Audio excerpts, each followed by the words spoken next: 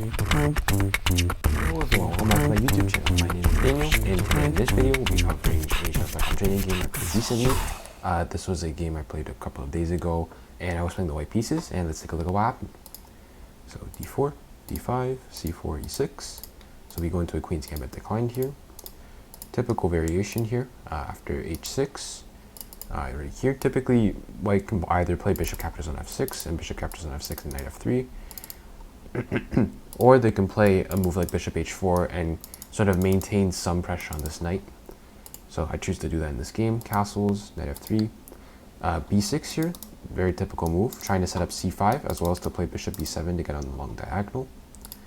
Takes. Basically with takes, the idea is if you take with this pawn, then once this bishop gets to b7, it's blocked behind its own pawn. So typically knight takes is a bit better. So bishop captures on e7, knight takes. And here I just develop my bishop to this nice square on d3.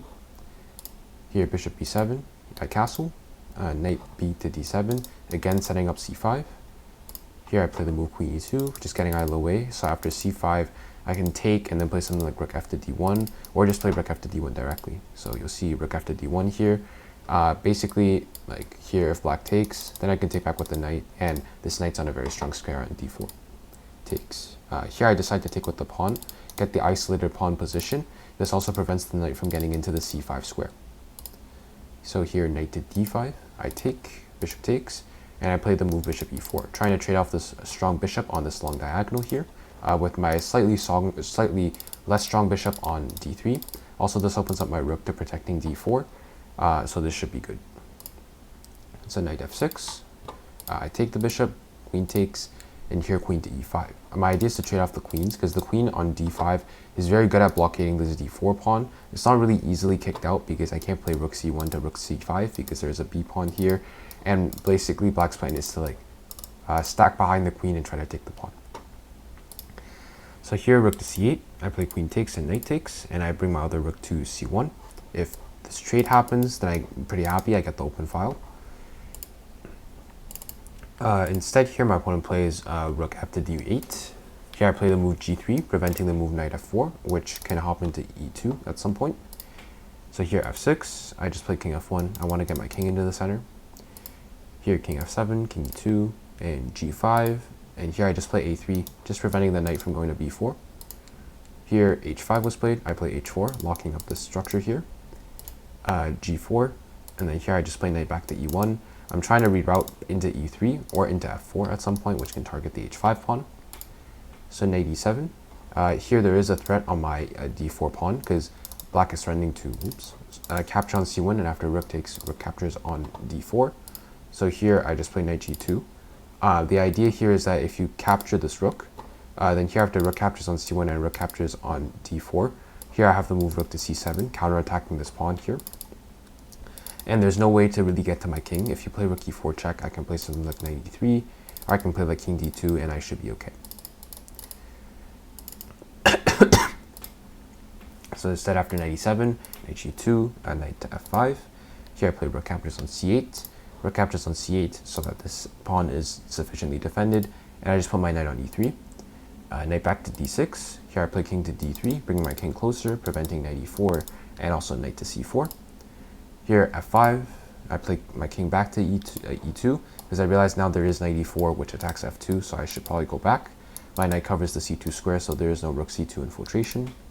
King f6, I play rook d2. My idea is to swing over to rook c2, defended by my knight, and trade off this really strong rook on this open file. Here knight e4, rook c2, takes.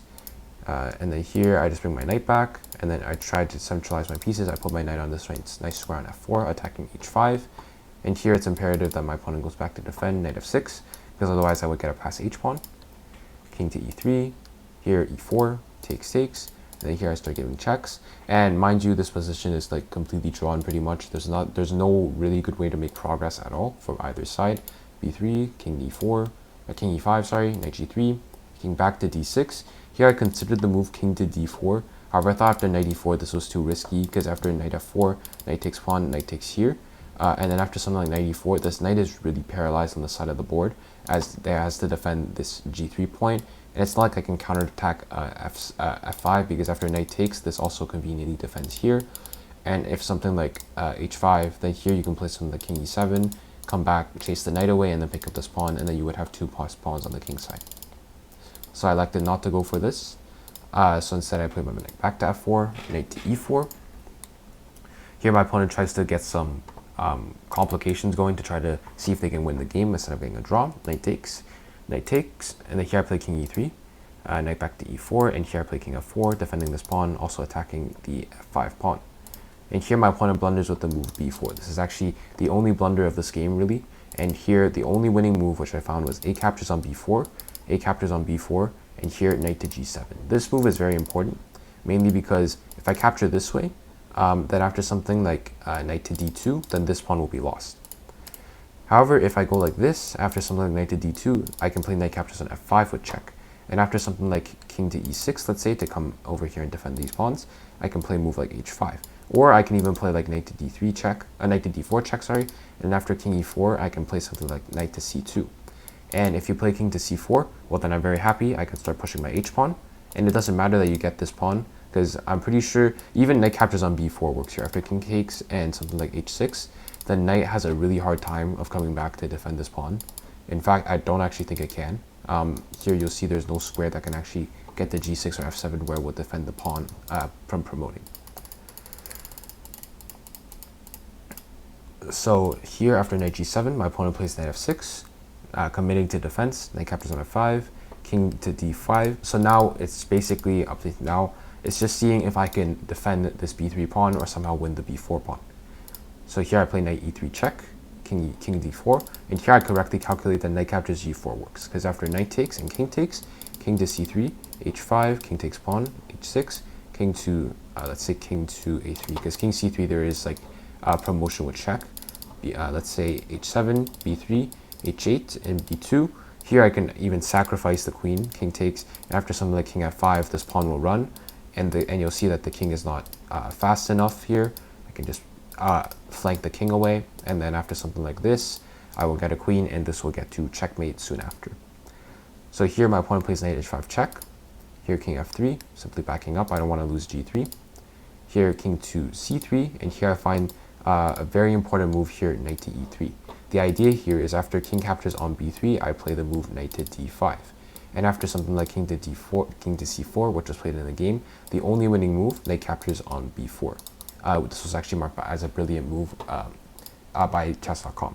The reason is after king captures on b4, this king is too far away from this knight to sort of help this knight in the long term from defending against these two pawns.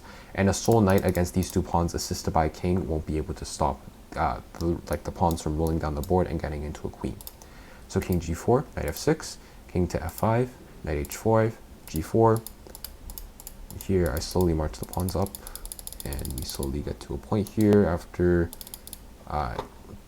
king d6 and king to g7, threatening the move h7, and after knight f6 check, here king to g6, and this was the final move of the game, seeing as knight f8 can be met by king to f7, and if you play and if you play knight h7, here I can just simply play g6. You give a check, I play king to g8, there's no more checks, and I'm done h7, h8 equals queen.